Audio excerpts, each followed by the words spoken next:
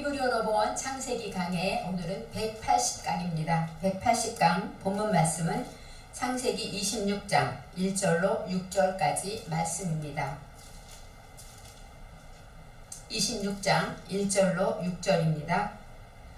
아브라함 때에 첫 흉년이 들었더니 그 땅에 또 흉년이 들매 이삭이 그랄로 가서 블레셋 왕 아비멜렉에게 이르렀더니 여호와께서 이삭에게 나타나 가라사대 애굽으로 내려가지 말고 내가 내게 지시하는 땅에 거하라.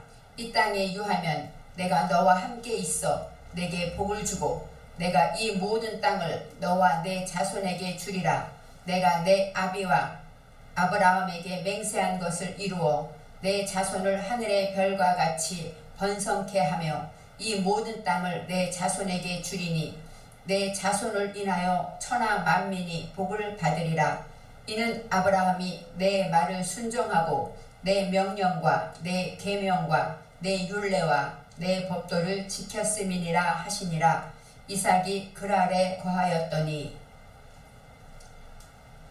오늘 말씀의 제목은 블레셋 왕 아비멜렉입니다. 지난 강해에서 25장까지는 아브라함과 이삭과 야곱과 에서의 이야기가 기록되어 있었습니다. 오늘의 본문인 26장부터는 이삭의 이야기가 기록됩니다. 이삭은 아버지 아브라함의 아들로 아버지가 100세 또 어머니가 90세에 태어났습니다.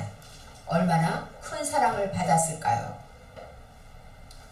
끝없는 부모의 사랑을 받았고 편애를 다른 형제들과 다르게 사랑을 많이 받았지만 또 이삭은 아브라함 아버지의 믿음과 그 결단과 신앙의 행위를 지켜보며 자랐습니다. 아들을 사랑하긴 하지만 여호와 하나님을 가장 귀히 여기며 하나님을 믿고 하나님께 경배하며 예배드리는 모습을 지켜봤어요. 그리고 어느 날 이삭이 아버지 아브라함을 따라서 모리아 산에 갔을 때 아브라함이 아들 이삭을 묶어서 번제할 어린 양처럼 나무 위에 올려놓은 것을 보았습니다. 그런 일을 당했을 때 이삭이 얼마나 무섭고 얼마나 두려웠을까요? 이삭의 생애 결코 잊지 못할 날이었을 겁니다. 나를 가장 사랑하는 아버지가 아들을 죽인다고 칼을 들고 있었으니 얼마나 무서웠을까요? 또 그 순간 하나님께서 여호와께서 아브라함에게 하셨던 말씀을 이삭도 들었을 것입니다. 그 순간에 죽음의 그 순간에 하나님께서 아브라함을 지켜주셨고 이삭을 지켜주셨던 그 이야기를 이삭은 평생 잊지 못하고 아브라함의 그 믿음을 본받고 자랐을 것입니다. 여호와 이레의 하나님을 이삭은 아버지 아브라함을 통해서 배웠습니다. 그곳에 같이 있었고 그 현장에서 목숨을 생사를 거는 그 시간에 하나님을 만나게 된 것이죠. 아브라함이 죽은 뒤에 이삭은 아브라함의 삶을 따라서 믿음의 삶을 살았을 것입니다. 오늘 1절 말씀에 아브라함 때에 첫 흉년이 들었더니, 물론 아브라함 때도 흉년이 들었다는 얘기예요. 아브라함도 처음에 흉년이 들었는데 그 땅에 또 흉년이 들매 이삭의 때에도 또 흉년이 들었다고 말합니다. 이삭이 그랄로 가서 블레셋 왕 아비멜렉에게 이르렀더니, 땅에 흉년이 드니까 먹고 살 것이 없죠. 양들을 먹여야 되는데 양들은 풀을 먹어야 되잖아요. 그런데 양들이 먹일 풀이 비가 오지 않기 때문에 먹고 살 수가 없었어요. 그래서 아마 이삭은 블레셋 왕 아비멜렉에게 갔다고 성경은 기록하고 있습니다. 아브라함 때 흉년이 들듯이 이제 이삭의 때도 흉년이 들었다라고 말해요. 흉년이라는 것은 오늘 말씀으로 얘기할 때 라합입니다. 라합은 모든 것에 부족한 것이죠. 그리고 영적으로 배고픈 것을 말해. 흉년은 물이 부족하잖아요. 물이 부족함으로 모든 것이 메말라갑니다. 우리가 하나님의 말씀이 부족하고 하나님의 뜻을 올바로 깨닫지 못하면 내 모든 것이 메말라지고 모든 것이 갈급하고 부족한 상태를 이루게 됩니다. 그래서 물이 얼마나 귀한가 깨닫게 되죠. 물을 주시는 하나님께 기도하지 않을 수가 없어요. 그래서 물을 삼하게 되고 영적인 흉년, 목마름도 있습니다. 갈망하고 하나님의 말씀을 깨닫기를 원하고 하나님을 만나기를 원하고 하나님을 깊이 알기를 원하는 그 갈망이 바로 영적인 흉년이라고 볼 수도 있어요. 하나님은 이렇게 흉년을 통해서 우리가 갈급하고 우리가 말씀을 찾고 있는 우리의 모습을 통해서 하나님은 우리의 믿음을 달아보시기도 하는 것입니다. 흉년을 통해서 과연 어떤 선택을 하는가 하나님은 보고 계셨죠. 아브라함 때는 어땠습니까? 첫 흉년이 올 때 아브라함은 애굽으로 내려갔습니다. 애굽으로 내려가서 그곳에서 어려움을 겪고 수치를 당하는 일이 있었습니다. 그런데 이삭은 어디로 갑니까? 블레셋 왕에게 갔다고 성경은 나와 있습니다. 그래서 아비멜렉이라고 나와 있어요. 블레셋 왕 아비멜렉. 블레셋이란 뜻은 먼지 속에 뒹굴다 이런 뜻이 있대요. 먼지 속에 뒹굴다. 먼지는 뭡니까? 아주 하찮은 것이고 쓸데없는 것인데 거기에 뒹굴고 있는 건 뭐예요?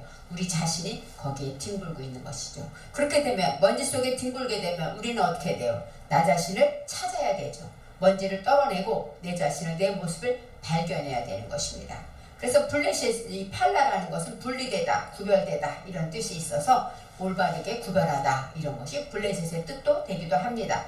블레셋은 결정을 올바로 하다 이런 뜻이 있기 때문에 블레셋 왕 그러겠죠. 바로 하나님의 말씀으로 내 속에 먼지 속에 있는 모든 것들을 다 구별해서 올바르게 결정하게 됐을 때 그것으로 통치하는 것이 멜레크, 통치하다, 왕을 다스리고 있어요. 근데 왕의 이름이 누구입니까? 아비멜렉입니다. 아비멜렉은 양육된 것으로 통치하는 것을 말해요.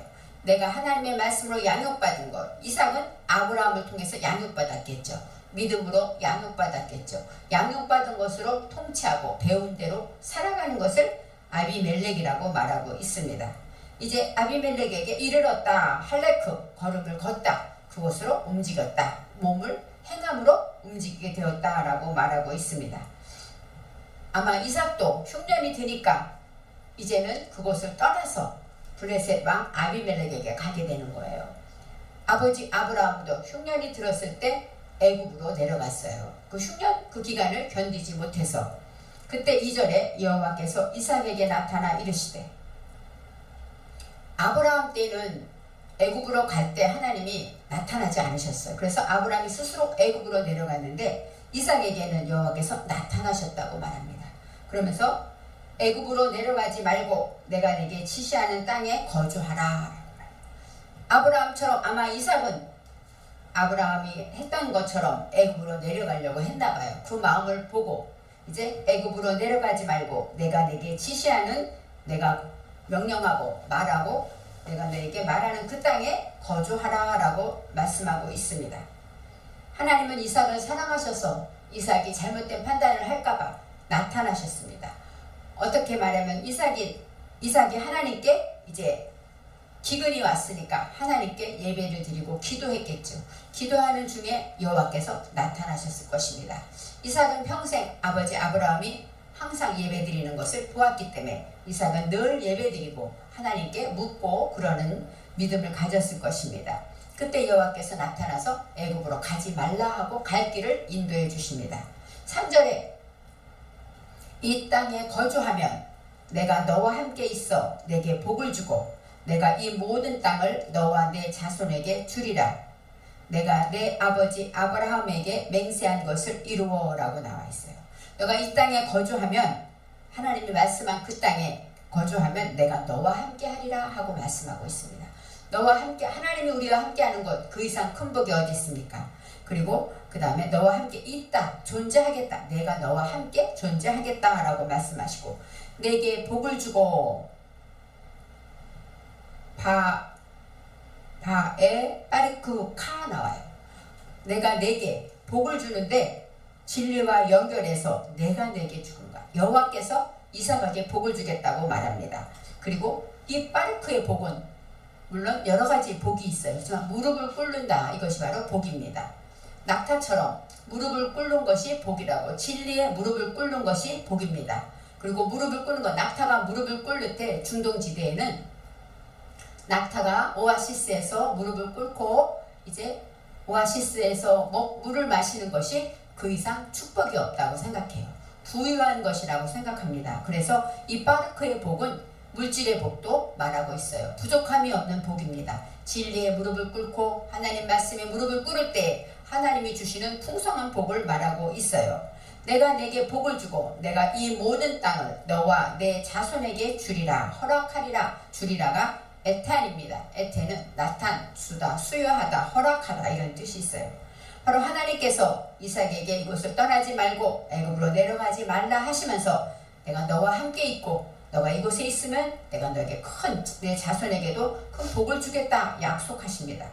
내가 내 아버지 아브라함에게 맹세한 것을 이루리라 라고 말씀하셔요. 아브라함에게 맹세하고 내 자손에게 복을 주리라 하셨기 때문에 아브라함의 아들 이삭에게 여호와께서 복을 주신다는 거예요. 아브라함과의 약속을 이루어 주신다. 맹세한 것을 이루신다 라고 말합니다. 여기서 맹세한 것 할 때 아세르가 있어요. 아세르는 무엇인 바 하고 이제 관계대명사이지만 이 아세르는 성실하다, 정직하다 이런 뜻이 있어요. 복의 근원이 되고 있습니다. 그래서 하나님께서 내게 맹세한 그 모든 정직한 것들, 성실한 것들 그런 것을 이루리라가 쿰입니다.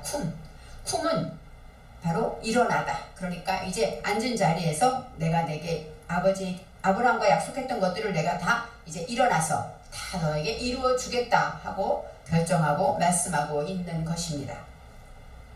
4절에 내 자손을 하늘의 별과 같이 번성하게 하며 이 모든 땅을 내 자손에게 주리니 내 자손으로 말미암아 천하 만민이 복을 받으리라 하고 나와 있습니다. 내 자손을 무엇처럼 합니까? 하늘의 별. 아브라함에게도 하나님께서 약속하실 때 하늘의 별처럼 많게 하겠다 하고 말씀하셨습니다. 별이라는 것은 코카브입니다. 코카브는 두루마리처럼 말아 올리다 이런 뜻이 있고 우리가 말하는 별은 어떻습니까? 가장 빼어나고 가장 높은 스타, 그죠? 가장 우두머리고 인정받고 많은 사람이 바라보는 하늘의 별처럼 이런 뜻이 있고 별은 또 셀 수 없이 무수히 많지 않습니까? 그래서 별처럼 많게 하겠다 이런 뜻이 있습니다. 그리고 이 별이라는 것은 진리를 내게 적용해서 하나님의 말씀을 내게 적용해서 하나님의 말씀에 소망을 가지고 나아갈 때 하늘의 별처럼 높아진다 이런 뜻이 있어요.